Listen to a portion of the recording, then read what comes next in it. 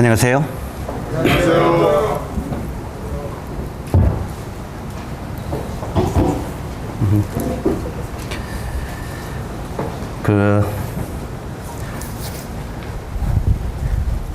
제가 여기에 서게 됐는데, 이 자리는 내가 23년을 섰던 자리라 낯설지 않고 그냥 익숙합니다. 김제에 온 지가 23년이 됐고, 제가 주님을 영접한 지가 이제는 45년치가 됐습니다. 참 눈을 2번 정도 깜빡깜빡 했는가 보는데 벌써 나이가 이렇게 되어 왔어요. 주님을 영접하고 한 45년 지나오면서 참 수없이 많은 그런 경험들, 간증들, 이런 것들을 참 경험한 것들이 있는데, 저도 젊은 날은 굉장히 꿈이 있는 한 청년이었어요. 말하자면 주님 안의 꿈이 아니라 세상적으로 꿈이 있는, 아마 제가 구원받지 않았다면 지금쯤 국회에 가서 싸움하고 쌈박질하고 있을 겁니다. 아마 어떤 사람은 최루탄을 던지고 그랬는데 저는 아마 강단을 던지는 사람이 아니었을까, 이런 생각을 하게 됩니다. 그러나 우리 삶이 세상에서 꿈과 비전이 있었는데, 어느 날 젊은 24살의 청년이었던 제가 바로 예수 그리스도 그분을 만나고 나서 저 인생의 삶이 바뀌게 됐습니다. 그래서 그 세상적으로 얻었던 꿈과 비전을 이제는 주님 안에 그런 삶으로 참 살게 되었는데, 실제로 저희 김제 교회당에서 이 캠프를 하기 때문에 저에게는 그냥 은혜로 한 시간을 준 거라고 믿습니다. 이 젊은 형제 자매님들이 또한 젊은 형제님들이 참 경험을 통해서 말씀을 참 잘 전파해 주시고 계셔서 오히려 제가 도전이 많이 됐습니다. 그리고 이제 형제님들이 또한 이렇게 하루에 몇 시간씩 몇 장씩 읽느냐, 또 1년에 참 어디까지 읽느냐, 이런 이야기를 할 때 참 엊그저께 생각이 들으면서 눈이 깜빡깜빡 이런 생각이 들어져요. 참 그러면서 1년에 6번을 아까 우리 장세 형제님 이야기를 했는데, 솔직히 자랑이 아니라 저는 1년에 보통 12번씩 성경을 구약, 신약을 통달했습니다. 얼마나 구원받고 우리 주님의 은혜가 마음을 강건하든지요. 보통 성경을, 신구약을 한 권을 읽으면 제 경험으로요, 25일, 빨리 읽으면, 조금 더 읽으면 27일, 조금 생각을 해가지고 읽으면 한 달, 이렇게 걸렸습니다. 이 신구약을 전체를 읽으면서. 그래서 그것을 끊임없이 읽다 보니까 오직하면 우리 아버님이 유교의 전통 집안인데 저에게, 완성아, 네가 싸우고 먹고 마시는데 미치더니 이제는 성경에 미칠래? 제발 밥이나 먹고 읽어라. 밥이나 먹고. 자, 그랬다면 어느 때도 읽었다는 말입니까? 오늘 장세 형제님이 시간에서 밥 먹을 때 다 읽는다고 하는데 저는 밥 먹을 때도 읽었어요. 어제 가면 아버님하고 둘이 정삼을 이게 같이 식사를 하면은 아버님 앞에서 성경을 보면서 이렇게 밥을 계속 먹었어요. 우리 아버님이 물끄러미 보시면서 그렇게 재미니? 예. 예. 정말 그렇게 읽다 보니까 나중에는 눈을 감고 있으면 창세기에서 계시록까지 영화 필름처럼 돌아갔어요. 그때는. 그래서 이 영화 필름처럼 돌아가서 그냥 머릿속이 성경이 되었었어요. 그래가지고 무슨 말 하면 그건 어디에, 무슨 말 하면 어디에, 이렇게 나왔었어요. 근데 나이가 점점 먹어가면서 또 날마다 이제 조금 이제 교만해져 가지고 이제 그건 다 아는 말씀 하다 보니까 더 이렇게 많이 안 읽어지더라고요. 그러다 보니까 점점 알고 외웠던 암기했던 말씀도 까맣해지더라고요. 그래서 우리가 젊은 날 성경을 많이 읽고 묵상하고 또 말씀을 읽고 묵상할 뿐만 아니라 그 말씀을 도전하는 이런 삶이 필요하다고 생각을 해요.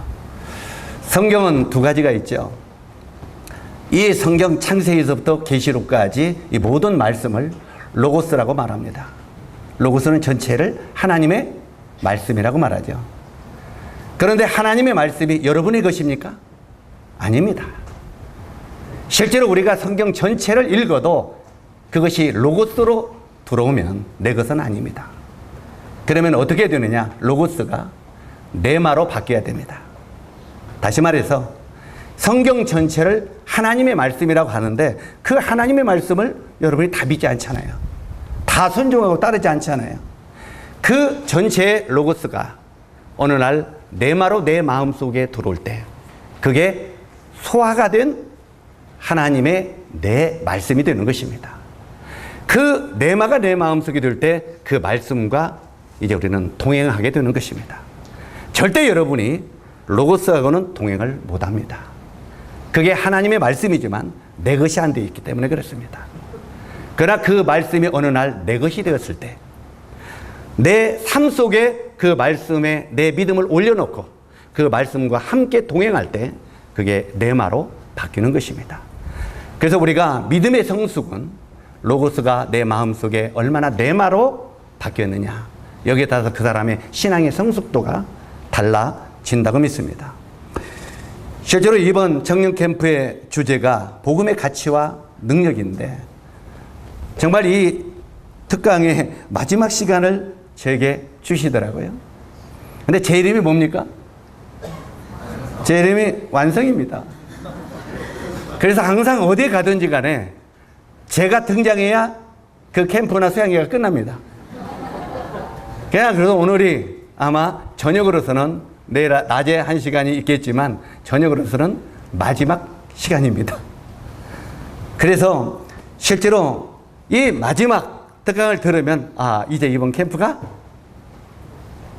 완성 형제가 하는 거 보니까 끝났구나 이렇게 생각하시면 될 것입니다. 실제로 여러분은 이제 이번 그 복음의 그 가치와 능력에 대해서 여러 시간을 들었습니다. 때때로는 실제로 우리의 구원에 내가 정말 구원받은 사람인가 하는 점검의 시간도 가졌고요. 그 다음에 이 구원은 어떻게 변화되는가 이런 말씀도 들었습니다. 그리고 나는 정말 변화되는 사람인가 이 말도 들었고요.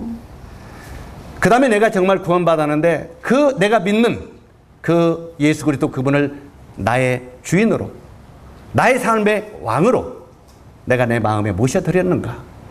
정말 그분이 내 머리가 되어서 저는 이번에 전에 우리 장세학 형제님의 교제 속에서 이제 우리는 머리가 잘라졌다. 그건 아멘 합니다. 그 머리가 내 머리에서 주님의 머리로 바뀌어야 되죠. 그게 참된 이제 주님을 나의 주인으로 모시고 사는 삶이기 때문에 그렇습니다. 이런 여러 가지 여러분들은 많이 배웠습니다. 이런 것들을 배웠는데 이 마지막 시간은 이것들을 이렇게 한데 좀 압축을 여러분 제가 컴퓨터 못하는 사람입니다만 그래서 몇 가지는 알아요. 우리 선생님이 잘 가르쳐줘서 이 압축이 있죠. 이것을 압축해가지고 압축 풀기 하고잖아요. 그래서 이것들을 전부 압축을 시켜 보면서 우리가 한번 오늘 마지막을 이제 다짐의 시간으로 그냥 듣는 시간이 아니라 이제까지 들었던 것들을 압축을 시켜서 삶에 적용하는 이런 시간을 한번 가졌으면 하는 마음이 있습니다. 그래서 이 시간은 너희는 내 증인이 되라 이런 제목으로 말씀을 드리도록 하겠습니다. 한번 따라서 하세요. 너희는 내 증인이 되라. 이 말씀이 어디에 있습니까? 너희는 내 증인이 되라고 하는 말이 어디에 있어요? 예? 성경을 많이 읽으면 그냥 팍 떠오를 텐데 안 떠오르잖아. 그러면 정확하게 성경을 읽을게요. 성령이 너에게 임하면 너희가 권능을 받고 너희가 예루살렘과 유대와 사마리아와 땅끝까지로 내 증인이 되리라. 어디 있습니까? 이제 다 나오니까 나오네요. 근데 그것도 저 스텝진이 나오네. 적어도 여러분이 이런 말씀을 하면, 아, 그게 어디 있는 말씀이구나. 아, 그게 어디에 기록된 말씀이구나. 이게 떠오르도록 읽으십시오. 그렇게 읽지 않으면 정말 여러분이 주님의 일을 할 수 없습니다. 어떤 성경의 구절이면, 아, 그게 정확하게 몇 장, 몇 절이 떠오르지 않아도, 아, 그게 신명기 어디쯤, 어디 있는 건데, 아, 그게 상하, 거기에 있어. 그 열으면 딱 나오도록. 그렇게 성경에 많이 좀 골몰하면서 읽으시기 바랍니다. 실제로 여기에 이 사도행전 그 1장 8절에 우리 주님이 이제는 우리 죄를 위해 십자가에 죽으시고 하늘로 올라가시면서 마지막으로 제자들에게 부탁하고 올라가신 그런 내용입니다. 실제로 우리 주님이 죄를 위해 십자가에 죽으셨을 때 우리가 이야기한 것처럼 그 십자가의 죽음이 곧 우리 죄와 함께 죽는 것이죠. 그리고 이제 3일 만에 부활하시고 40일 동안 제자들에게 하나님 나라의 일을 말씀하셨다고 말하고 있습니다. 하나님의 나라가 어떤 것인가? 그러니까 오늘도 계속 우리가 공부하고 듣고 했습니다만 구원받은 사람은 이제는 하나님의 나라가 어떤 것인가를 들어야 된다는 거죠. 바로 이 제자들도 주님을 믿고 주님이 떠나시면서 부활하신 주님이 40일 동안 하나님의 나라에 대해서 이렇게 말씀하셨습니다. 그리고 승천하시면서 너에게 앞으로 성령이 임할 것이다. 너에게. 그러면 그때까지는 아직 성령이 임하지 않았다는 말이죠. 성령이 너에게 임할 테니 너희는 예루살렘을 떠나지 말라 그랬어요. 예루살렘을 떠나지 말고 너희가 이제는 나를 성령을 기다리라 그랬어요. 그리고 하나님이 주님이 올라가셨습니다. 이것이 그 뒤에 이제는 제자들이 이 말씀을 생각했어요. 아, 주님이 예루살렘을 떠나지 말라고 했다. 기다리라고 했다. 뭘 보내주신다고요? 성령을 보내주겠다. 그래서 이제 그 주님의 말씀을 듣고 믿고 기다리는 사람이 사도행전에 보니까 몇 명이 기다리고 있었습니까? 120명이 기다리고 있었습니다. 실제로 이 120명이 오순절날 마가 다락방에서 기다리고 있었는데 저는 이 말씀을 보면서 참 많은 생각을 해요. 물론 이 120명이 최초로 성령을 받은 초대교회 시작입니다. 초대교회 성도들이고요. 그리고 최초의 예루살렘 교회입니다. 이 예루살렘 교회, 성령이 너에게 임하면 너희가 권능을 받고 예루살렘과 유대와 사마리아로 점점 퍼져나가는 거죠. 그런데 예루살렘부터 시작했는데 그 예루살렘의 최초의 120명이 초창기에 교제했다는 말입니다. 그런데 실제로 이게 예루살렘 교회의 시작인데 참 성경을 읽으면서 일어난 게 있어요. 뭐가 있느냐면 우리가 이 고린도전서 15장을 보면은 예수님이 부활하셔서 이제 그 제자들에게 말씀하셨다고 그랬어요.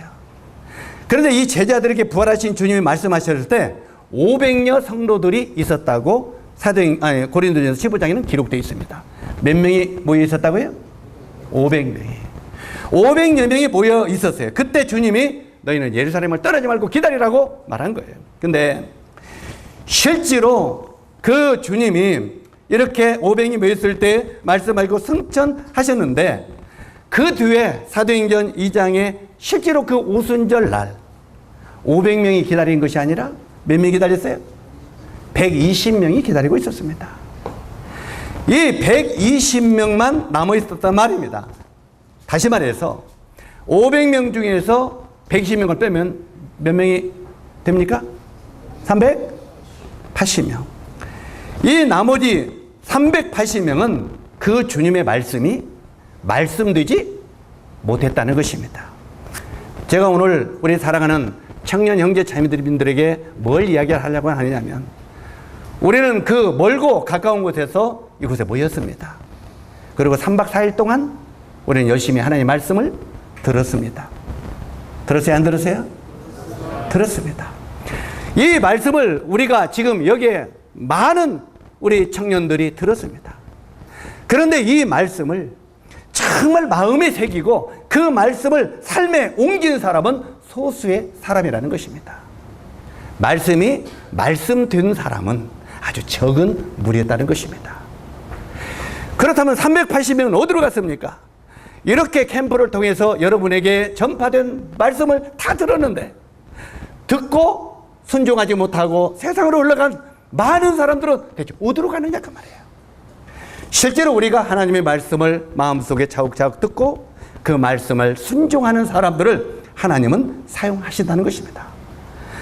그런데 여기에 어찌하든 간에 그때부터 이제 이 복음이 증거가 되기 시작했습니다. 이제 그들은 사도행전에 보니까 사도의 가르침을 받고 떡을 떼는 예배와 교제함으로 말미암아 구원의 역사가 계속 일어났다고 기록되어 있습니다. 이제 처음에 3,000명이 구원받더니 그 다음에 5,000명이 구원받더니 그 다음에 10,000명이 구원받더니 이 복음의 역사는 계속 초대교회에 확장되기 시작했습니다. 실제로 이 예루살렘 교회가요, 처음에 3,000명이 구원받아서 또 많죠. 우리 다 되면. 그래 안 그래요? 우리 한국 저희 교회 3,000명이 되는 교회 있습니까? 그래서 예루살렘 교회는 첫 번째 3,000명이 시작했어요. 굉장히 많은데 실제로 이 3,000명이 구원받았는데 이 3,000명이 확장되더니 5,000명이 되고 10,000명이 되고 점점 예루살렘 교회가 부흥이 됐습니다. 자, 이 예루살렘 교회가 부흥이 되니까 이제 그들은 예수님이 부활하셔서 하늘로 올라가시면서 땅끝까지 이르러 너희는 내 복음을 전하라고 하는 이 주님의 명령을 잊어버렸습니다. 깜빡 잊어버리고 예루살렘을 떠날 줄을 몰랐습니다. 그냥 여기가 좋사오니 하고 예루살렘 교회에 주저앉아 있었다는 말입니다. 그래야 안 그래요? 눈만 깜박깜박 하는 사람이 있는데 참아요? 자, 제가 처음 시작이니까 조금 졸음이 올지 모르겠어요. 조금 있으면 내가 졸음을 갖도록 설교하는 사람은 아닙니다. 조금 있으면 지적하기 시작할 거예요. 질문하게 되면 안 들었던 사람은 멍할 판이야. 잘 들어야 돼요. 옛날에는 제가 설교할 때 막 돌아다니면서 했어요. 지금은 이제 TV에 나온다고 여기 서서만 하라고 해서 지금 내가 답답하니 하는데 그렇지 않으면 막 돌아다닐 거예요. 막. 그래갖고 직접 질문할 거예요. 그런데 실제로 여기 이제 이 예루살렘 교회가 부흥되니까 그들은 예루살렘을 떠날지는 몰랐습니다. 분명히 예루살렘 주님이 하늘로 올라가시면서 뭐라고 했습니까? 성령이 너에게 임하면 너희가 권능을 받고 예루살렘과 그 다음에 어디로? 유대와 그 다음에 어디로? 사마리아와 그 다음에 어디로? 땅끝까지로 내 증인이 되라. 이게 하나님의 뜻이에요. 하나님의 뜻은 낳고 또 낳고 이게 하나님의 뜻이었다 그 말이에요. 그런데 이 예루살렘 교회는 이제 5,000명, 10,000명 계속 구원받으니까 우리가 부흥되고 여기가 좋사오니 하고 이 예루살렘을 떠날 줄은 몰랐다는 말입니다. 그러면 그들이 지금 하나님의 명령에 순종하고 있습니까? 불순종하고 있습니까? 불순종하고 있죠. 이 하나님의 말씀에 불순종하고 있으니까 하나님이 얘들아, 내가 너희들이 성령이 임하면 너희가 구원받고 이제 낳고 또 낳고 세상 끝까지 퍼져라 그러는데 왜 여기가 좋사오니 하고 예루살렘 교회만 그렇게 머물러 있느냐 그랬어요. 그래도 그들은 주님의 말씀은 아랑곳 하지 않냐고 여기가 좋사오니 하고 예루살렘에 머물러 있었다고 말이에요. 실제로 그러니까 하나님께서 안 되겠구나 하고 예루살렘 교회 8장 1절을 보면은 이 예루살렘 교회 하나님께서 큰 핍박을 내리셨다고 그랬어요. 뭘 내렸다고요? 핍박을 내렸어요. 핍박을 내려가지고 사도도 한 명 죽고 순교도 당하고 이제 막 이 예루살렘 교회에 엄청난 핍박이 임했어요.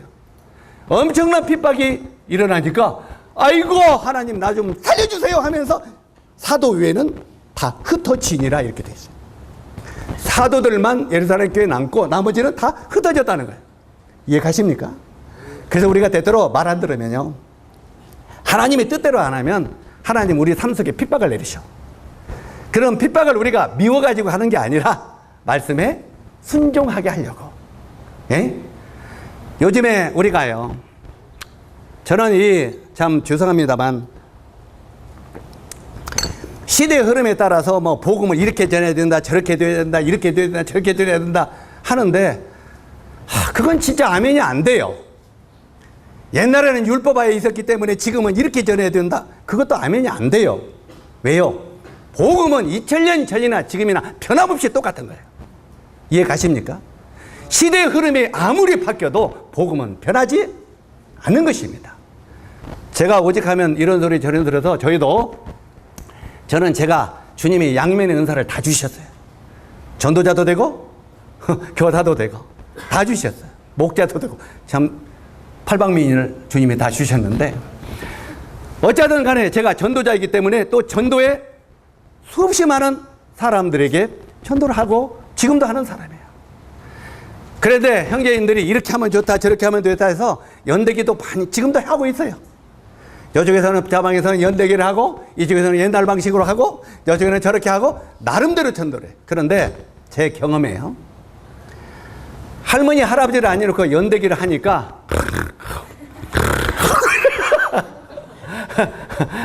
아담과 하와가요 또 누가 어찌가요 뭐가 어찌가요 쭉 하면은 할머니들이 통해 안 돼요. 7, 80살 되시는 할머니 할아버지가 연대기 하면은 통할까요? 그러면 그들은 연대기직 제가 부정하는 게 아닙니다. 오해하지 마세요. 이 연대기식 전도하는 것이 그들에게는 맞아요 안 맞아요? 안 맞습니다. 절대 안 맞습니다. 사람마다 위치마다 모든 사람의 분별마다 다 다릅니다. 제가 경험한 것은 성령이 그 사람에게 타치하지 않으면 어떤 방법으로 해도 구원의 역사는 없습니다. 이해 가십니까? 그래서 우리들은 먼저 어떤 방법으로 하든지 어떻게 해야 되겠습니까? 먼저 무릎을 꿇고 주님 이 영혼을 불쌍히 여겨 주십시오. 정말 주님은 무식한 것으로 영혼을 구원하기를 기뻐하시는 주님이신데 솔직히 저는 무식한 자입니다. 제가 연대기나 성경을 체계적으로 배운 적이 없습니다. 그냥 예수 믿어야 구원받는다고 안 하면 지옥 간다고 이것뿐이 모릅니다. 주여 이 말씀을 통해서 저 영혼을 변화시켜 주십시오. 주님이 도와주십시오. 그 두 마디 해도 그 영혼은 변화될 수 있습니다. 누가 역사하니까요? 성령이 역사하니까요. 이게 우리들의 지식과 우리 방법으로 어떤 방법을 써도 성령이 개입하지 않으면 영혼은 구원받지 않습니다. 그리고 아무리 체계적으로 가려서 그들이 나중에 알았다 깨달았다 해도 가짜일 수 있습니다. 이해 가십니까? 그래서 우리들은 어떤 방법이 중요한 게 아니라 정말 주님 앞에 엎드려 기도하면서 주님이 이 영혼을 불쌍히 여겨주시고 주님이 이 영혼을 구원해 주십시오. 그리고 제가 이 영혼을 사랑하게 도와주십시오. 그런 간절한 마음으로 전도하는 것입니다. 왜 그랬습니까? 주님이 뭐라고 했어요? 전도에 미련한 것으로 구원하시기를 기뻐하시는 분이 누구십니까? 하나님이십니다. 전도의 방법을 잘한다고 절대 전도 잘하는 게 아닙니다. 그렇다고 오해하지 말라는 말은 전도하는 방법을 배우지 말라는 말은 결코 아닙니다. 그래서 오해하지 말라고 그런 거죠. 그래서 실제로 우리는 이런 방법 저런 방법 다 써봤어요. 전도자가 그거 않겠습니까? 그런데 제 경험으로는 옛날 방법으로 전도하는 게 제일 잘 구원받아요. 왜? 복음은 옛날이나 지금이나 앞으로나 변하지 아니하는 것이기 때문에 그래요. 이해 가십니까? 2000년 전, 4000년 전에는 어떤 방법으로 전도했어요? 그 어떤 방법이든지 하나님이 노아야 너 이렇게 전도해라. 에? 또 하나님이 요나야 너 이렇게 전도하면 예 하면은 주님이 역사했어요. 우리는 단 주님 앞에 기도하고 순종하는 이것이 굉장히 중요하다는 것입니다. 어찌하든 간에 이렇게 이제 그 예루살렘 교회에 전도하지 않냐고 여기가 조상오냐고 예루살렘 교회가 부흥이 되니까 거기에 주저앉아 있었어요. 그러니까 하나님이 예루살렘 교회에 큰 핍박을 내가지고 사도 교회는 흩어졌다고 해요. 그런데 이 흩어버리니까 예루살렘 교회의 그 당시 집사였던 누구요? 빌립이 집사죠. 이 빌립이 집사였던 빌립을 주님이 사마리아로 보냈습니다. 이 사마리아로 보내는데 빌립이요 예루살렘에 있을 때는 사도들의 그늘에 가리워서 빛을 발했어요? 못했어요? 물론 성령이 충만한 자였지만 사도들의 그늘에 가리워서 빛을 발했어요? 못했어요? 못했습니다. 빛을 발하지 못했어요. 그러나 그 빌립은 평소에 하나님의 말씀을 사모하는 마음이 있었단 말이에요. 이 하나님의 말씀을 사모하며 사도의 가르침을 귀담아 듣고 배웠다는 거예요. 귀담아 듣고 배웠어요. 이 귀담아 듣고 배우며 준비하는 삶을 살았기 때문에 주님은 이 빌립을 사마리아로 보내서 사마리아에서 굉장히 귀하게 그를 사용했다는 거예요. 예루살렘에 있을 때는 이 빌립이 핏줄 바라지 못하더니 참 사마리아에 가니까 신이 난 거예요. 그래 안 그래요? 그냥 날마다 전도하니까 날마다 사마리아가 변화가 일어났다고 말이에요. 얼마나 놀라운 변화가 일어났습니까? 그만큼 이 빌립을 사마리아에서 귀하게 사용하셨다는 것입니다. 오늘날도 주님이 우리에게 이 배우는 일과 하나님을 섬기는 일에 우리 형제 자매들에게 기회를 주십니다. 기회. 에? 이 기회를 주시는데도 우리가 충성되지 못하고 게을리 한다면 주님은 그런 성도는 결코 사용할 수가 없습니다. 우리 섬기는 삶을 살아야 된다고 귀가 따갑도록 배워야 안 돼요? 안 배워요? 안 배워요? 우리 여기서 배우면서 여기서 섬기는 삶 살아보셨습니까? 배우면서 살아보셨습니까? 제가 우리 형제 자매님들이 이런 이야기 하면은 어떤 생각을 할지 모르겠지만 제가 여러분 이 집회 전에나 계속 하면서 뭔가 하고 있는 거 안 보이던가요? 뭐 하고 있던가요? 화장실 청소 안 던가요? 안 보였어요? 여러분 눈에는 안 보였는가 봐요. 내가 은밀해서. 그리고 이 책상 줄 맞추는 거 보였어요? 안 봤어요? 여러분 의자 맞추는 거? 의자가 삐쭉삐쭉삐쭉삐쭉 그냥 누워서 엎어놓고 자고 뒤집어 놓고 나고 밀고 당기고 해놓고 앉을 때는 그냥 그대로 앉아서 하더라고요. 근데 제 몸은 자랑이 아니라 섬기는 데 익숙해졌어요. 제가 청년날 구원 받으니까 목사님이 화장실 청소를 하고 있더라고요. 45년 전에. 목사님이 화장실 청소해서. 그런데 보니까 할아버지 할머니들만 서너 명 있어, 교회가. 청년은 나 혼자야. 그래서, 어떻게 목사님이 화장실 청소를 하고 있을까? 그래서, 목사님, 그 화장실 청소 제가 좀 하면 안 될까요? 그랬더니, 나를 목사님이 째려보는 건 아니고 안쓰럽게 쳐다봐요. 그러더니, 부잣집 막둥이 아들이 이런 청소 할 수 있겠어? 그래서, 해볼게요. 그래, 한번 해봐. 근데 그게 직업이 돼버렸네. 그때부터 이 화장실 청소가 직업이 돼버렸어요. 그래가지고 이제는 나중에는 다른 사람이 하지도 안 해. 그러니까 이게 지금까지 평생 직업이 돼버렸어. 에? 이게 몸에, 다시 말해서 몸에 어떻게 됐다고요? 배었다고 말이에요. 그냥 이 화장실 청소에 그분이 청년 때 그게 몸에 깊이 박힌 것이 지금 이 나이 먹고 이제 내일 모레 70이 되는 이 나이까지도 여러분이 어제로는 화장실 들어가서 하는 이게 몸에 배버렸다고 말이에요.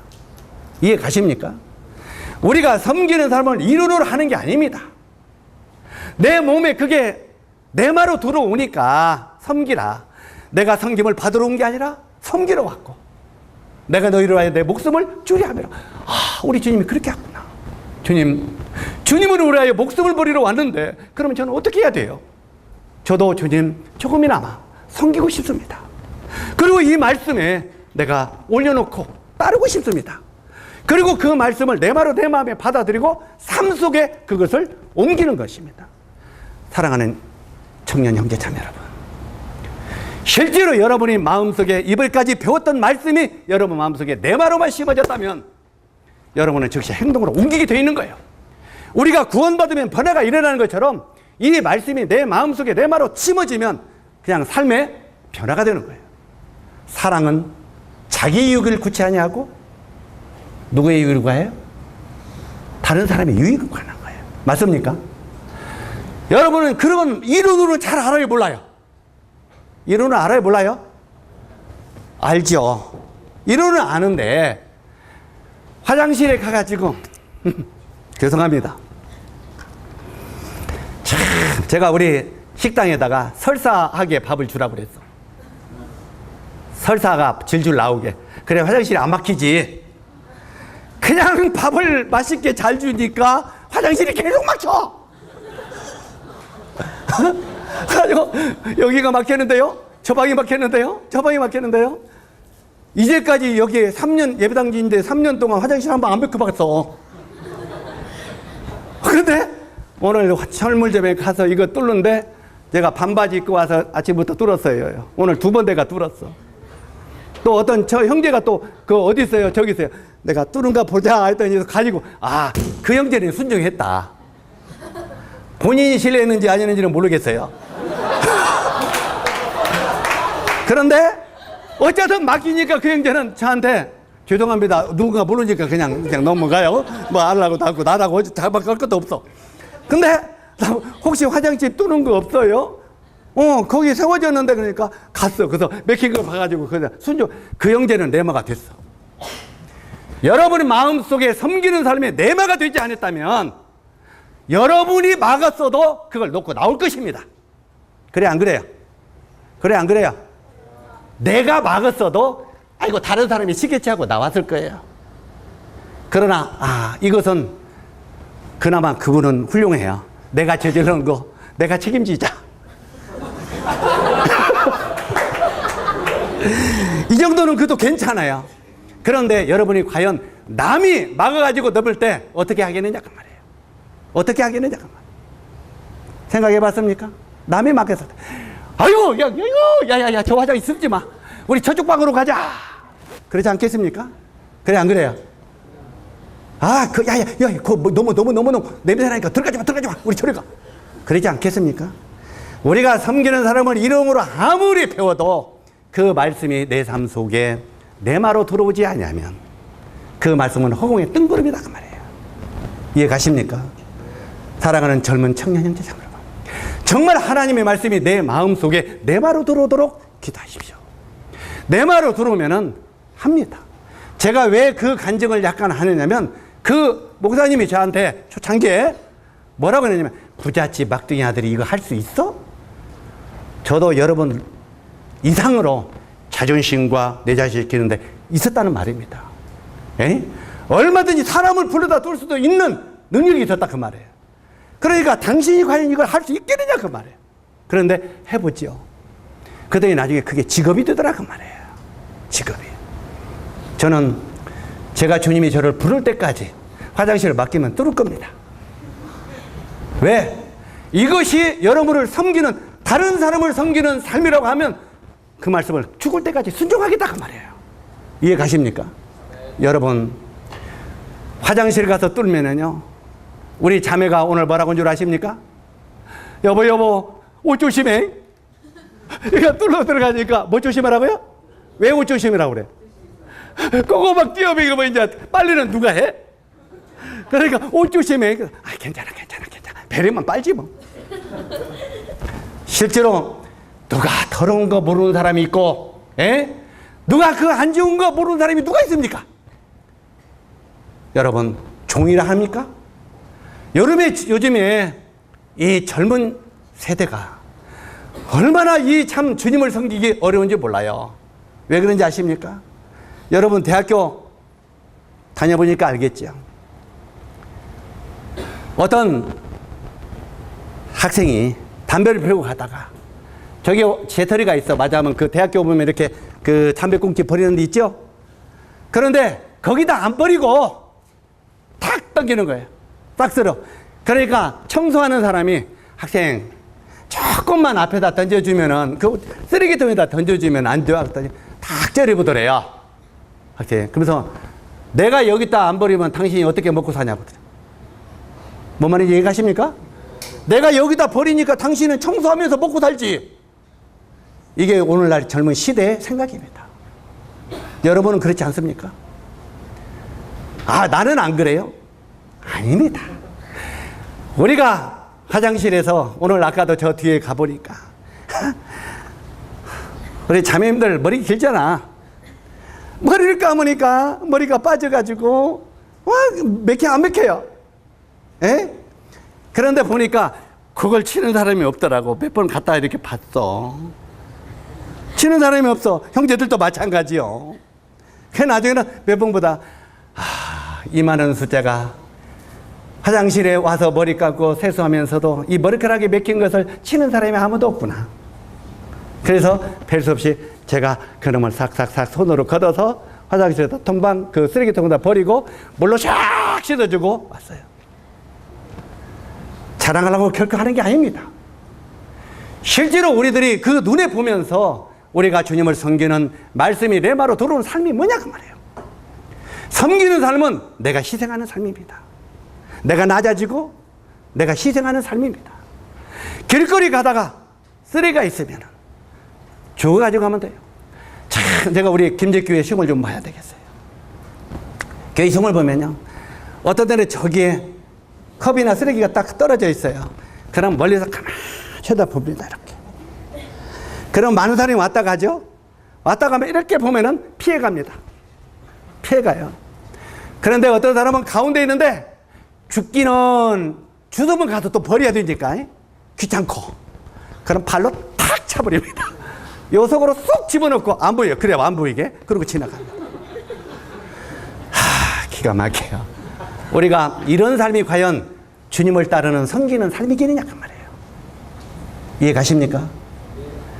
섬기는 삶은 자기를 희생하는 삶입니다. 자기를 낮추고 종의 신분으로 내려가는 삶입니다. 너희가 하늘나라에서 높고자 하는 자는 남을 섬기는 자가 되라. 이게 주님의 말씀입니다. 정녕 그분이 우리에게 말로만 하신 게 아니라 먼저 우리 주님은 우리에게 모범을 보여주셨어요. 응? 우리에게 모범을 보여주시고 우리로 하여 자기의 모든 것을 내주셨어요. 그리고 나를 따르라는 거예요. 너희 십자가를 지고. 바로 이 주님이 그렇게 하셨기 때문에 실제로 그 많은 제자들이 그 주님을 쫓는 것입니다. 이야기가 잠시 다른 데로 흘러갔습니다만 실제로 이 주님은 이 빌립을 사마리아에서 귀하게 사용한 것은 평소에 이 빌립이 귀담아 말씀을 듣고 순종하고자 하는 마음을 가졌기 때문에 그를 불러내셨다는 말입니다. 실제로 다시 반복합니다만 오늘날도 주님이 우리에게 배우는 일과 섬기는 일에 기회를 주시는데도 충성하지 못하고 게을리 한다면 주님이 우리를 쓸 수 있겠느냐 그 말이에요. 아마 여러분들이 이 많이 왔을 때 잘 되려면 어디부터 알아봐요? 잘 되려면 언제부터 알아봐요? 어릴 때부터 알아보는 거예요. 실제로 여러분이 말할 때 많은 사람이 버리니까 내가 하나 안 버려도 이렇게 생각하지, 내가 안 치워도 이런 생각이 있잖아요. 그러나 다른 사람이 버린 것을 내가 기꺼이 주어서 갖다 버리고, 여러분 정말 여러분이 배우는 사람이라면 어떻게 해야 되겠습니까? 여러분 앞에 쓰레기가 쭉 있으면은 그래도 다음 시간을 위해서 그거 좀 치워가지고 자기가 먹던 것이라도 좀 치워가지고 쓰레기통에다 버려주면 되겠어요? 안 되겠어요? 다 빠져나갔을 때 앞에가 쓰레기는 그대로 이거 나중에 치우면 되지 뭐. 실제로 그런 마음을 가질 때 주님이 과연 우리를 사용할 수 있겠느냐 그 말이에요. 오늘 이렇게 섬기는 실제적인 삶이 무엇인가 지금 시작부터 조금 찔리죠? 에? 실제로 이런 것을 주님이 원하는 것이 아니라 그 말입니다.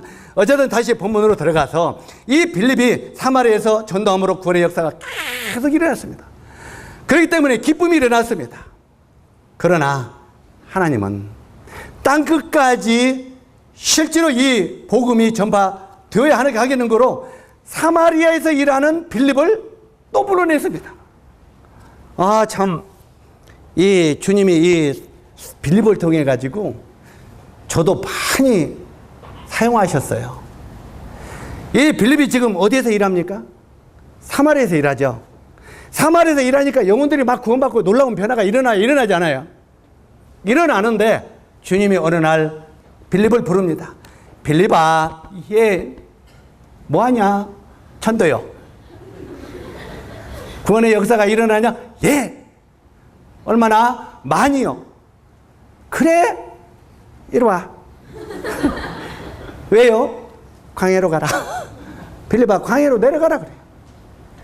지금 사마리아에서 계속 구원의 역사가 일어나고 있고 빌립이 거기서 계속 일을 하고 있는데 하나님은 빌립을 부르시다 그 말이에요. 그리고 광야로 내려가라. 만약에 실제로 여러분을 하나님이 불러서 광야로 내려가라면 여러분 내려갈 수 있겠어요? 없겠어요? 내려갈 수 있겠습니까? 실제로 이 우리를 광야로 내려가라면 과연 갈 수 있겠느냐 그 말입니다. 실제로 여기에 이 빌립이 그 수많은 그 당시에 그 그리스도인들이 있었습니다. 수많은 그리스도인이 있었지만 들을 귀 있는 자는 빌립뿐이 없었다는 거예요. 하나님의 음성을 들을 수 있는 들을 귀가 있는 사람은 빌립뿐이 없었기 때문에 들을 귀 있는 불법을 불러냈다는 거예요. 우리가 귀가 있지만요, 들을 귀가 없으면 하나님은 우리를 부를 수가 없습니다. 그게 아니고 주님이 계속 불러도 들리지가 않지요. 그런데 이 들을 귀가 있는 사람은 빌립뿐이었기 때문에 바로 이 빌립을 불러서 광야로 보냅니다. 제가 김제에 왔을 때 바로 이 말씀을 저에게 주셨어요. 제가 이 지금 기리노 교회죠. 그 교회를 개척하고 거기서 한참 이럴 때 구원의 역사가 계속 일어났어요. 진짜 날마다 구원받는 역사가 일어났어요. 그런데 이제 주님 김제 시단위에, 전라북도에는 시단위에는 김제 시만 우리 교회가 없습니다. 주님 거기에 합당한 일꾼을 보내주십시오. 계속 기도했어요, 교회적으로. 근데 어느 날 주님이 너는 어떠냐? 아니에요. 왜?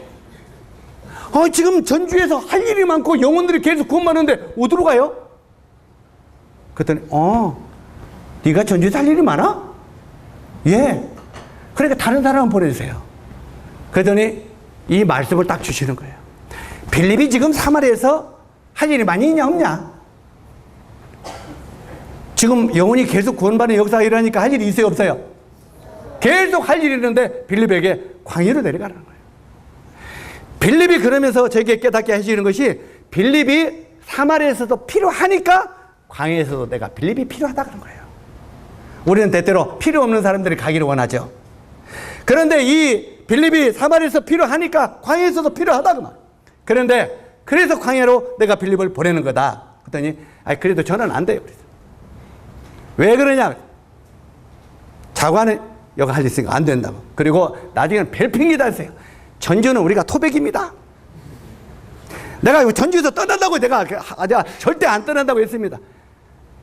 많은 사람이 전주에 사시는 분 손들어봐요. 전주에 사는 분 손들어봐요. 여러분이 토백이라고 말하죠? 전주 토백이는 내가 전주 토백이요. 450년을 전주에 살았으니까. 대대로. 그 정도는 돼야 전주 토백이라고 그래요. 이해 가십니까? 제가 전주니시 전주의 토백이라 그 말이에요. 약 450년을 대대로 살아왔어요. 그 정도는 돼야 토백이라고 하는 거 아니에요? 다른 데서 이사 가지고 토백 한 두 대 살으면서 토백이라고. 아니에요.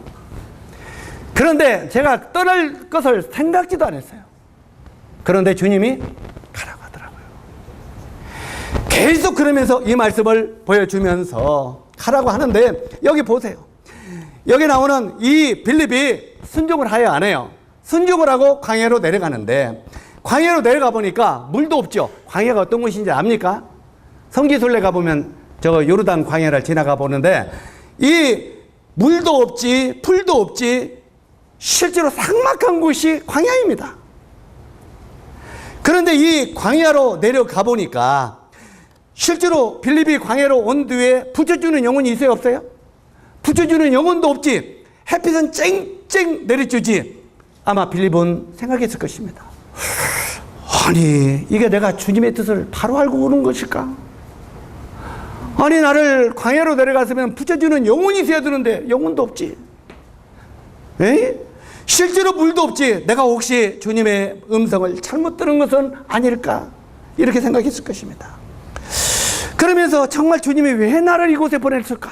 아무도 없는데 조용히 생각하고 묵상하고 있을 때 어떤 일이 일어났습니까? 멀리서 병거가 먼지를 일으키면서 왔습니다.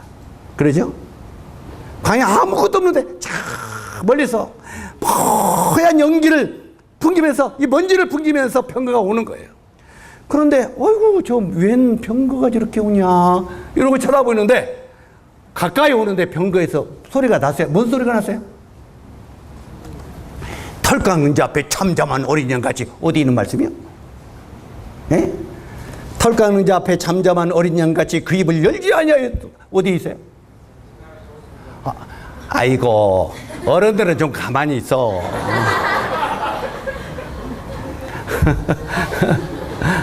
이사야 53장이 나오는 말이잖아요. 적어도 우리 청년들이, 아까 우리 강사님들이 계속 말씀을 읽으라고, 생각 나올 때 읽으라고 했죠. 이런 말씀을 던질 때 그 말씀이, 그거 이사야 53장에 있어. 생각나게 읽으라 그 말이에요.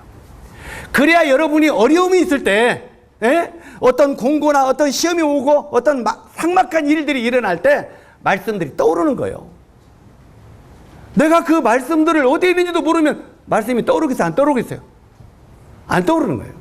그런 말씀들이 떠오르면서 그 말씀이 내 마음을 강권하는 거예요. 그래서 주님의 음성을 듣는 겁니다. 그래서 성경을 많이 읽고 묵상하라는 거예요. 읽기만 하지 말고 묵상하세요. 여기에 이 빌립이 실제로 이제 그 말씀을 가만히 들으니까 말씀 읽는 소리가 나는데 이사야 53장을 읽는 소리가 나. 그러니까 하나님이 저 영혼을 붙여주려고 성경 소리가 나니까 나를 보냈구나 하면서 이 빌립이 병거를 들이막습니다. 그 병거는 지금 에티오피아 내시가 부하들을 거느리고 막강한 힘을 가진 내시가 지금 오는 거예요. 그죠? 그런데 빌립은 모양새가 어떻겠어요? 아마 초라한 거지도 상거리가 없었을 거예요. 그렇게 초라한 옷을 입은 빌립이 딱 하나님의 말씀을 붙들어서 하나님이 저 영혼을 붙여있구나. 스톱! 딱 막았어. 딱 막으면서 그러면서 뭐라고 했습니까? 읽는 것을 깨닫느냐? 읽는 것을 깨닫느냐 물어봤어. 그런데 이 에티오피아 내시가요 겸손해 안 겸손하지 않아요. 뭐라고 했습니까? 지도하는 자가 없는데 어찌 깨달을 수 있으리요? 얼마나 겸손해요. 지도하는 사람이, 이 말씀을 나에게 풀어주는 사람이 없는데 내가 어떻게 깨달을 수 있겠느냐. 사랑하는 청년 형제 자매 여러분, 여러분 주변에 이 에티오피아 내시 같은 사람들이 널려 있다는 걸 기억하시기 바랍니다. 지도하는 자가 없는데 내가 어떻게 깨달을 수 있겠느냐. 나에게 이 복음을 풀어주는 자가 없는데 내가 어떻게 구원받을 수 있겠느냐 말이에요. 나중에 여러분이 주님 나라 갔을 때 여러분이 입을 다물음으로 말미암아 여러분 주변에 지옥으로 떨어지는 영혼들이 여러분을 원망하는 날이 올 것입니다. 정말 네 친구가 아니면 네가 한 번만 나에게 그 복음을 풀어줬더라면 여러분 주변의 친구들, 가족들, 친척들이 그렇게 말할 것입니다. 여기에 나에게 지도하는 자가 없는데 어찌 이것을 깨달을 수 있겠느냐 하면서 올라오라. 참 겸손한 사람이죠. 이제 빌립이 그 병기에 올라갑니다. 천천히 말을 타고 가면서 이사야 말씀을 풀어주면서 예수 그리스도까지 소개해 주었다고 말하고 있습니다. 그렇죠? 그 뒤에 여기 이제 에티오피아 내시가 뭐라고 말합니까? 네 이름이 뭐냐? 빌립이요. 그러면 내가 이제 그 예수님을 믿는다. 그런데 저기 강이 있는데 내가 가서 침례를 받으면 무슨 꺼리낌이 있겠느냐? 그러니까 아마 빌립이 침례까지 가르친 것 같아요. 구원받은 사람은 침례로 순종해야 된다고까지 가르친 것 같아요. 그죠? 그러니까 저거 물 있는데 내가 저기 가서 침례를 받으면 무슨 꺼리낌이 있겠느냐? 그런데 그 뒤에 보면 성경 밑에 뭐라고 써 있어요? 안 읽어봐서 모르지 뭐. 거기에 뭐라고 써있으면 없음 이렇게 돼 있어. 그 다음에 그 뒤에 그 다음에는 성경이 그 없다 그 말이요. 맞으면 무차있다 그 말이요. 그런데 그 밑에 어느 다른 성경에 다른 사본에 내가 확실히 예수 그리스도를 믿노라 이 말이 있다고 그랬어. 네가 믿으면 가다 하니까 내가 그 말씀을 믿노라. 그러니까 정말 믿으면 내려가다 하고 둘이 내려가서 침례를 받고 이제는 그 에티오피아 내시가 후년히 그 길을 가고 또 빌립은 자기 길로 갔다고 기록이 되는 걸 보게 됩니다. 여기 지금 에티오피아 간다게 여왕 국군을 맡은 내시 곧 재무부 장관입니다. 이 국군을 맡은 내시인데 그가 예루살렘에 갔다가 지금 오는 중이었습니다. 그죠? 예루살렘까지 올라갔다가 내려오는 중이었는데 에디오피아에서 예루살렘까지는요, 왕복 이말리입니다. 이말리. 엄청나게 먼 거리죠. 몇 개월 왔다 갔다 하는 거리입니다. 그런데 이 왕복 이말리인데 왜 이 에디오피아 내시가 그 먼 에디오피아에서 예루살렘까지 올라갔겠느냐 그 말이에요. 왜? 뭐 때문에? 왜 올라가겠습니까? 실제로 이 에디오피아 내시는 진리를 찾고자 하는 사람이었다 그 말이에요. 항상 그가 왜 예루살렘에 올라가는가를 생각해 보면요, 그는 에디오피아 내시 재무장관입니다. 그러니까 국고를 맡았다고 했죠. 그러니까 이 국고에 옛날 그 열왕들의 그 행적들이 국고에 다 기록이 되어 있겠어요? 안 됐겠어요? 다 보관되어 있을 것입니다. 그런데 쭉 거들러 올라 보니까 자기 조상인 옛날 스바 여왕이 어디로 갔어요? 솔로몬을 만나려고 예루살렘 갔어요? 안 갔어요? 예루살렘에 가서 이 솔로몬 왕을 만나가지고 그 스바 여왕이 변화됐어요? 안 변화됐어요? 당신이 믿는 여호와 하나님을 나도 믿겠다. 그리고 내가 내 나라에 가면은 당신이 믿는 여호와 하나님을 내가 증거하겠다. 아마 그 에디오피아 내시가 죄송합니다. 바로 이 스바 여왕이 바로 이 에디오피아에 가서 바로 이 여호와 하나님을 증거했을 거예요. 그렇지 않겠습니까? 그리고 그 스바 여왕이 여호와 하나님을 믿고 그가 예루살렘에 가서 진리를 찾았다는 말이 국고에 아마 기록이 되어 있었을 거예요. 그러니까 그 내시가 그걸 보니까 우리 스바 여왕이 예루살렘에 가서 진리를 찾았다는데, 거기 가서 놀라운 창조주 하나님을 만났다는데, 그분을 깨달았다는데, 그곳에 가면 진리가 있다는데, 그렇기 때문에 이 내시가 자기도 올라가서 진리를 찾고 싶은 마음이 있었겠어요? 없었겠어요? 있었겠죠. 그래서 바로 이 스바 여왕이 걸어갔던 그 길을 올라서 예루살렘까지 올라갔던 것입니다. 그런데 참 놀라운 것이 이 에디오피아 내시가 예루살렘에 올라가는데 지금 예루살렘에는 누가 있어요? 사도 외에는 다 흩어지니라 그랬어요. 그러면 예루살렘에는 누가 있어요? 사도들이 있죠. 그 참 하나님의 말씀을 직접 받은 사도들이 있는데도 에디오피아 내시가 거기서 구원을 받았어요? 안 받았어요? 어떻게 보면 참 아이러니잖아요. 당당한 장장한 사도들이 있는데도 그들과 구원받지 못했다는 거예요. 이게. 그래가지고 이 예루살렘까지 올라와서도 뭔가 진리를 찾기를 원하는데 찾지 못하고, 내가 이 예루살렘에 오면 진리가 있다고 왔는데 정말 그걸 못 찾고 방황하다가 다시 자기 나라로 내려가는 거예요. 내려가면서도 이 진리가 대체 무엇이냐? 에? 대체 이 털 깎는 자 배 참잠하는 어린 양 이게 무슨 의미냐? 하고 내려가는데 주님이 그 에디오피아 내시를 그냥 보낼 수가 없었다는 것입니다. 이렇게 진리를 간절히 찾고자 원하는 영혼들을 하나님은 보내지 않는다는 말입니다. 사랑하는 형제 자매 여러분, 우리 주변에는 이런 에디오피아 같이 진리를 찾고자 하는 영혼들이 널려 있다는 거예요. 그러면서 우리들에게 준비된 우리들을 사용하기를 원하고 있다고 말해요. 그런데 우리들이 잠잠하고 있으면 그 영혼들은 어떻게 되겠느냐는 거예요. 실제로 여기에 이 에디오피아 내시가 그렇게 찾고자 하는 마음으로 갔기 때문에 그는 구원을 받을 수 있었어요. 하나님이 사마리아에서 그렇게 열심히 일하는 빌립을 광야로 내려가서 그를 만나게 하고 그가 구원받게 했어요. 저는요, 이 빌립의 상황을 보면서 제가 전주에서 여기로 오면서 계산을 해봤어요. 제가 이 수학에 대해서 학교 다닐 때는 빵점이거든요. 진짜 계산을 잘 못했어.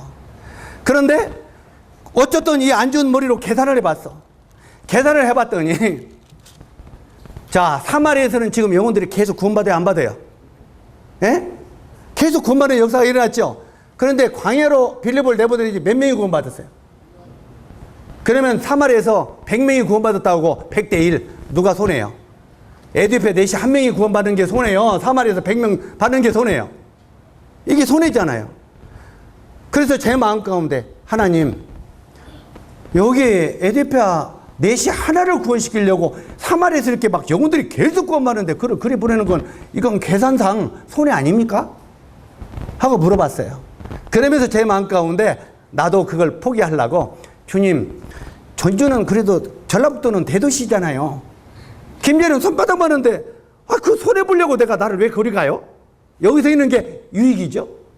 이제 그걸 봐서 그랬더니 주님이요, 야 이놈아, 네 눈에는 그렇게 보이냐? 네 눈에는 그렇게만 보이냐?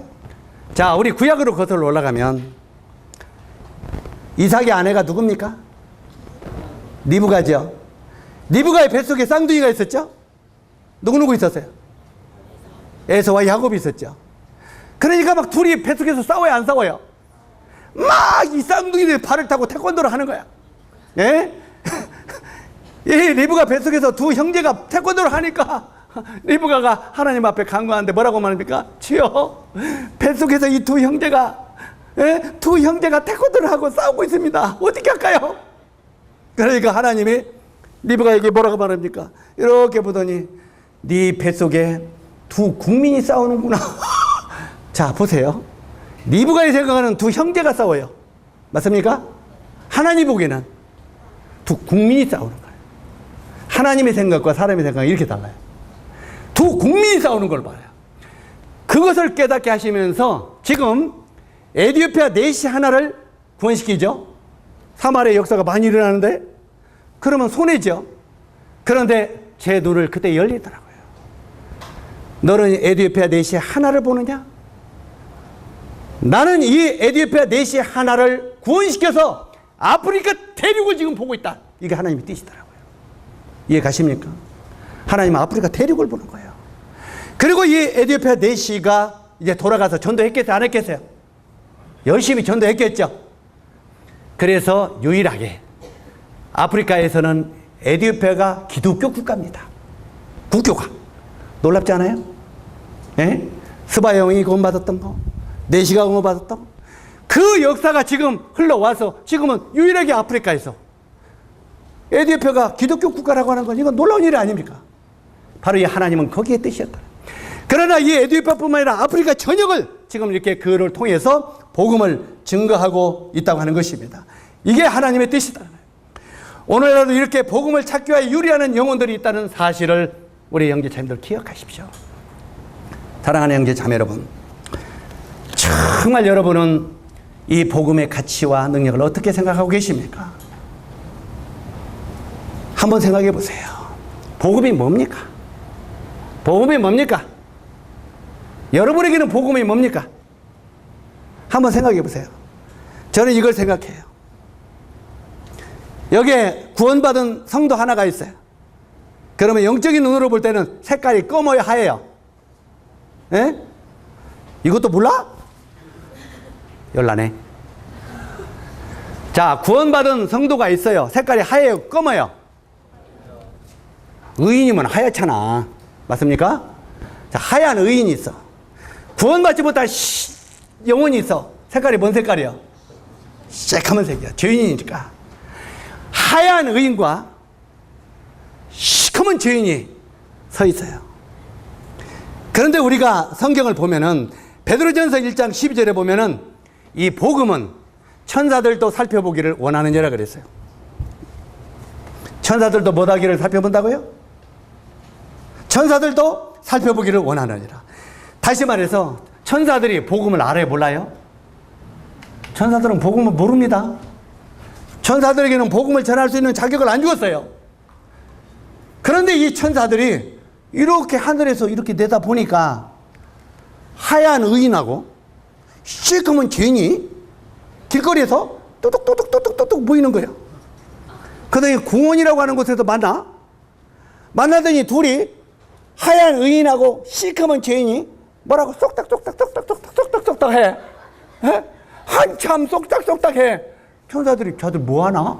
이렇게 보니까 한참 쏙닥쏙닥 하더니 시커먼 죄인이 뭘로 변해요? 하얀 의인으로 해가 딱 바뀌어. 그러더니 둘이 손을 딱 잡고 하하 웃으면서 가는 거야.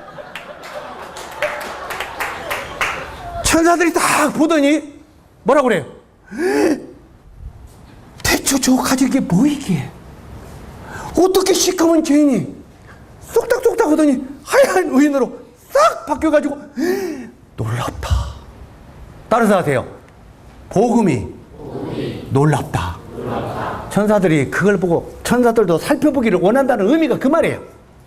천사들에게는 복음을 하나님이 전하라고 주신 적이 없어요. 이건 구원받은 여러분에게만 주신 특권이라고 말해요. 우리에게 이런 특권을 가지고 있는데 이 특권을 가지고 여러분 어떻게 살겠느냐 그 말이에요. 어떻게? 예? 이 하얀 의인이 시커먼 죄를 만나서 싹닥 하면은 의인으로 바뀌는 이 놀라운 생명의 복음을 가지고 있으면서 우리가 어떻게 살아야 될 것이냐 그 말이에요. 이것이 우리들에게 주신 도전입니다. 사랑하는 형제 자매 여러분, 실제로 이 만남이라는 건 중요해요. 의인과 죄인의 만남, 놀라운 거 아닙니까? 하얀 의인으로. 오늘 조금 전에 우리 학생들, 청년들에게 이야기를 했는데, 자랑하려는 거 아니에요.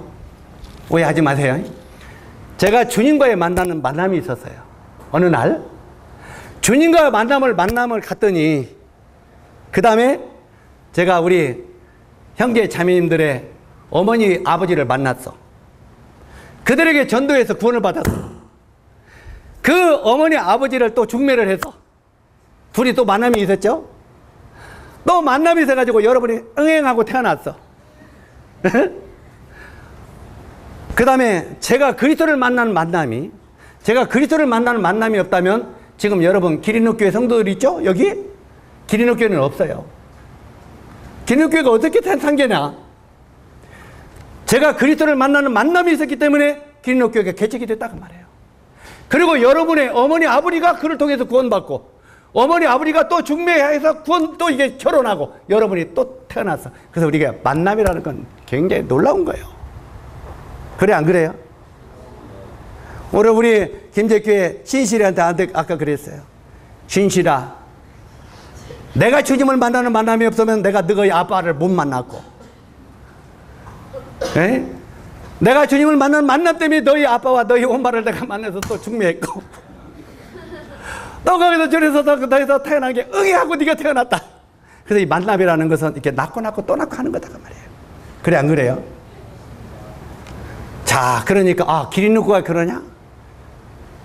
제 자랑하려고 하는 게 아니라 그리스도와의 만남이 지금 서북교회는 어때요? 전주 서북교회는 어떠고 전주 북북교회는 어떠고?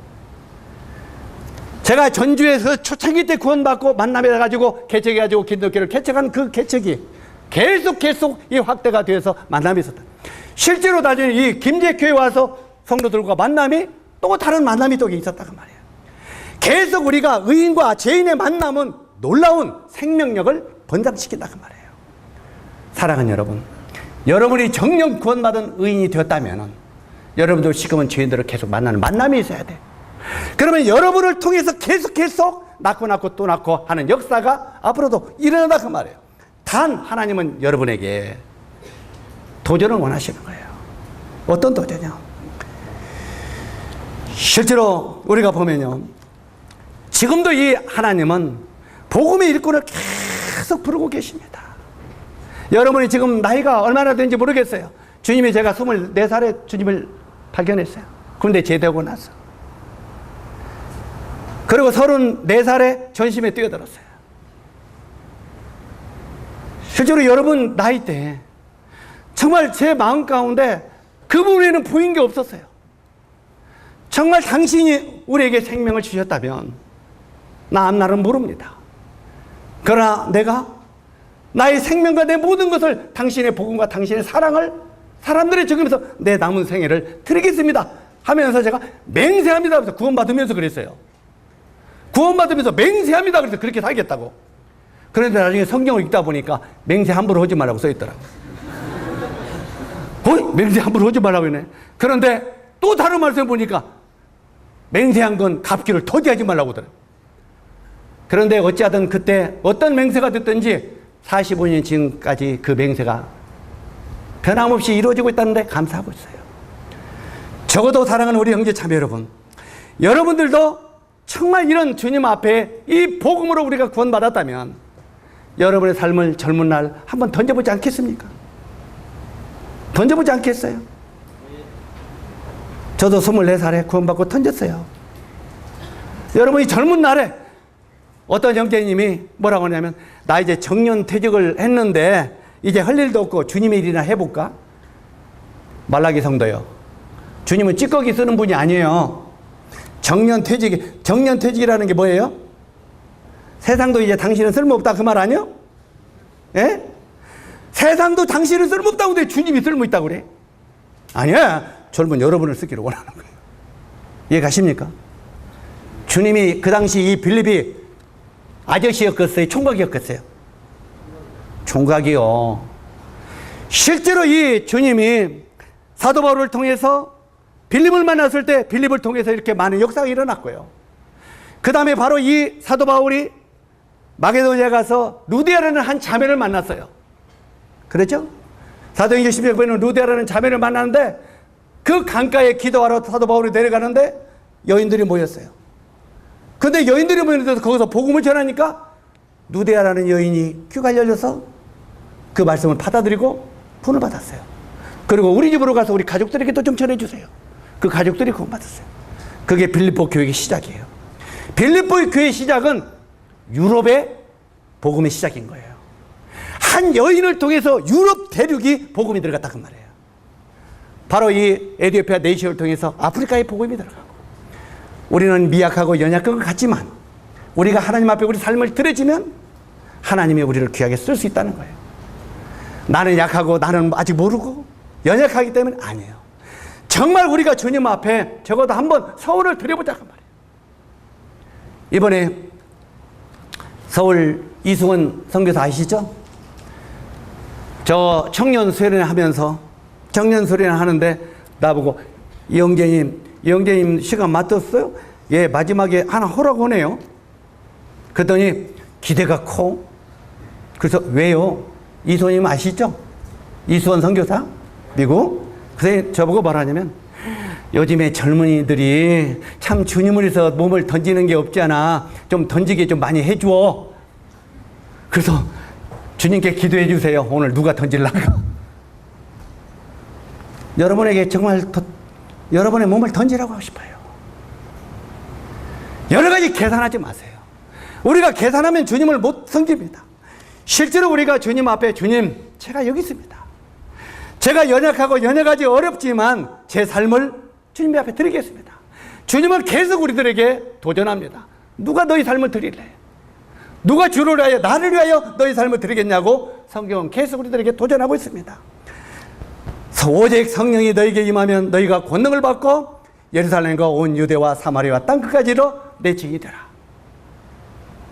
주님은 우리들에게 증인이 되라고 전해주세요. 그 당시요, 예수님의 12 제자가 어떤 사람들입니까? 우리가 잘 아는 대로 어부, 세리, 별볼로 없는 사람들이에요. 참 우리 한번 생각해 봅시다. 우리 저 스포북 아시죠? 스포북.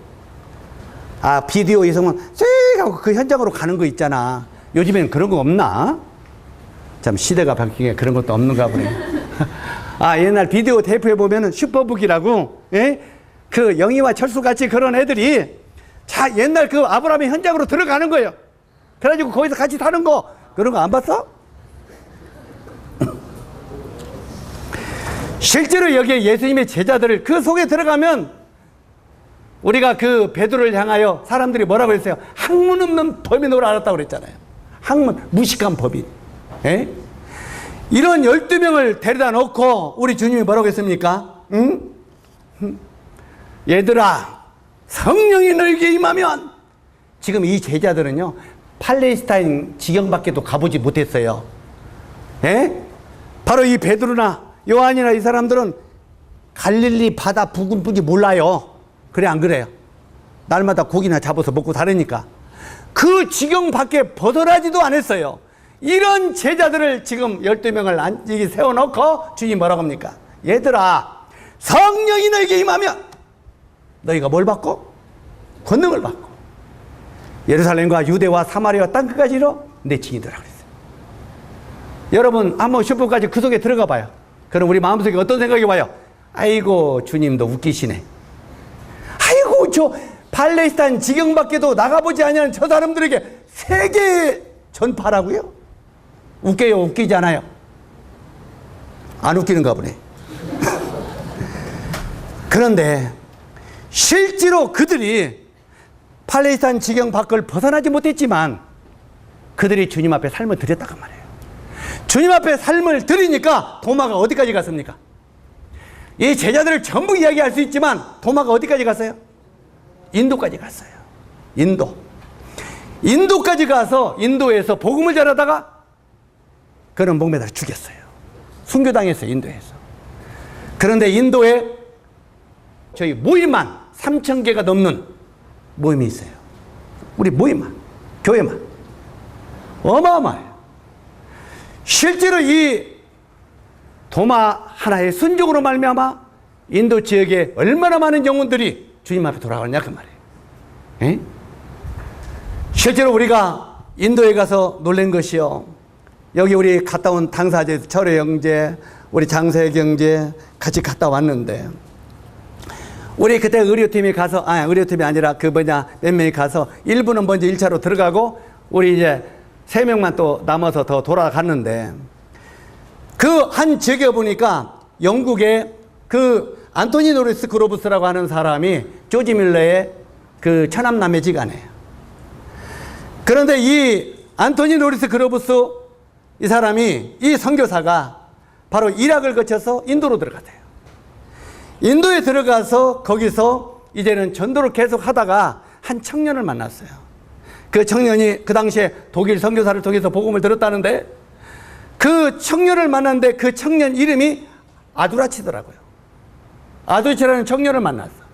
그래가지고 이 아두라 청년이 바로 영어를 좀 배워가지고 실제로 그 영어를 좀 했던가 이 안토니의 통역을 했어요. 이 청년이 통역을 하면서 이 안토니 노리스 그로스가 야기해 보니까 수백 개의 교회를 개척했더라고요. 수백 개의 교회를 개척하고 나중에 이 안토니가 영국으로 철수한 뒤에 이 아두라치 청년이 로 남아서 그 뒤를 위하여 계속 뒤에 복음을 전했는데, 그로 말미암아 200개 이상의 교회가 다시 개척이 됐다는 이야기를 들었어요. 우리가 한 지역을 가보니까 이 한 면 소재지에 3분의 2가 그리스도인이요. 한 면 소재지 힌두교 국가에. 그래가지고 동네에 가보니까 그 교회 지붕에 우리 시골에 앰프 있죠? 동네 방송. 시골에 가보면 그걸 달아놓고 찬송가를 막 틀어, 그냥 하루 종일. 난리가 나죠. 근데 다 틀어. 그래놓고 이제, 한국에서 이런 형제들이 왔는데 몇 시에 모이니까 집합하세요. 모이세요. 동네 방송을 해요. 그러니까 구원받지 않은 힌두교 사람들도 교회 문 앞에서 뭐 하는가 이렇게 구답해요. 실제로 모임의 형제 자매들이 한 면소재를 장악하고 있더라고요. 거기가 인도에서 제일 큰 모임이라고 들었는데, 어찌하든 간에 이런 청년 하나를 구원시켜가지고 계속 주님이 그런 역사를 이루더라고 말해요. 놀라운 역사를. 사랑하는 형제 자매 여러분, 여러분이 모른다고, 경험이 없다고, 무식하다고 하지 마세요. 중요한 건 여러분이 주님 앞에 여러분의 삶을 던지느냐 안 던지느냐, 이게 중요해요. 실제로 여러분의 삶을 주님 앞에 던지세요.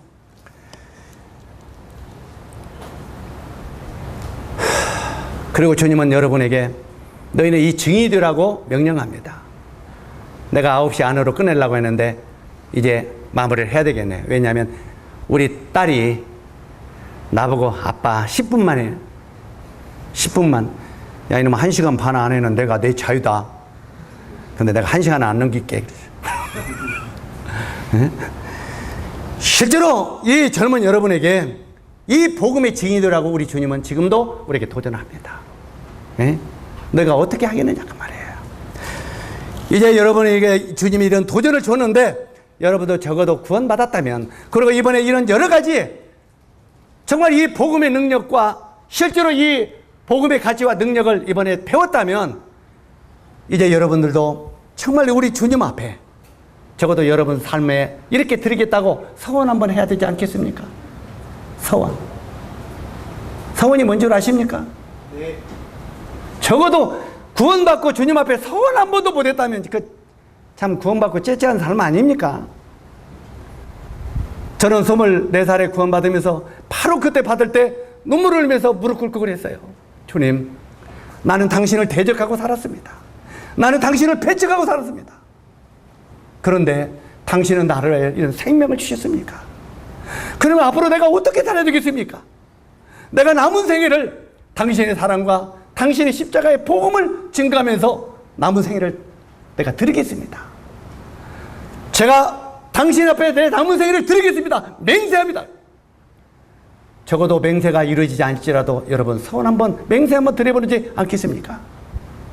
이번에 여러분들이 여기에 오셨는데 복음의 가치와 능력을 여러분이 여러 모양으로 들었다면 여러분 자신을 주님 앞에 드리고 소원을 한번 드시기 바랍니다. 그렇게 할 수 있겠습니까?